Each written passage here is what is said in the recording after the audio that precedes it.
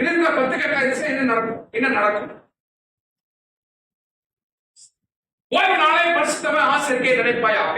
என்னை என்னுடன் பிறகு உண்டாயிருக்க வேண்டாம். மேலே வானத்திலும் கீழே பூமியிலும் உனக்குண்டான யாவனை என்ன செய்ய வேண்டாம். சொர்க்கத்தை விக்கிரத்தை உண்டாக்கவும் நமஸ்கரிக்கும் அதை சேவிக்க வேண்டாம். என் நாமத்தை விடலே பலகால இப்படி எல்லாம் கட்டளை சொல்லுது இல்லையா?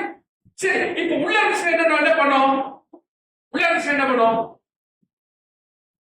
என்ன பண்ணோம்? கிரியேசி.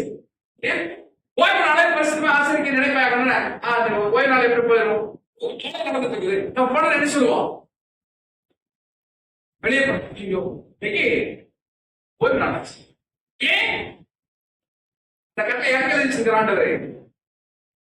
புரியுதுங்களா? அப்ப என்னை ஒரு பேர்ல இருக்க வேண்டாம்னா சொன்னாரு, என்னை படைத்து யெகோவா தேவன் தான் என்னுடைய தேவன். சிரியா இந்த பாபிலோன் தேசத்தில் இருந்தாங்க. சிரியா பாபிலோன் தேசத்துல சாட்சியாக நின்றார்கள்.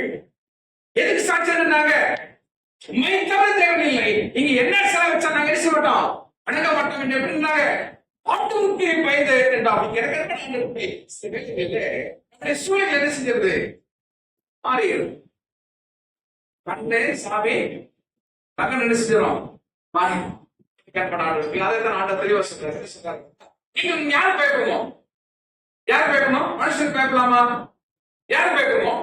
ஆண்டவருக்கு பயப்படுகிற பிள்ளைகளாக இருக்கணும். அதைத்தான் ஆண்டவர் திரும்ப சொல்றாரு.